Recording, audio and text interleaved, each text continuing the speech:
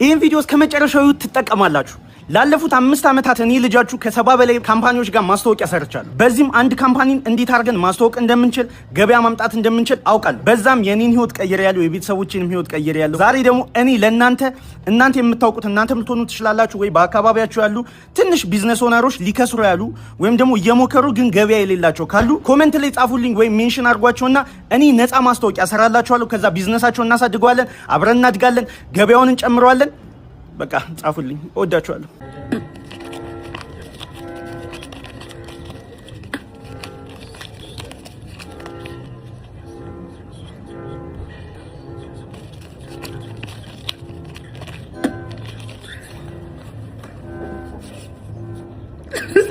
አንተ ግን በጣም ወንድ ነህ። የእውነት ሰው ተመቸሽ? በጣም ታፍቶኛል። ጥሩ ሰው ነህ። ወይኔ ደነገጥክ እንዴ? አይዞህ አታልቅስ። ኢትስ ፋይን። ውሸት እኮ ነው ይሄ ውሸት ነው።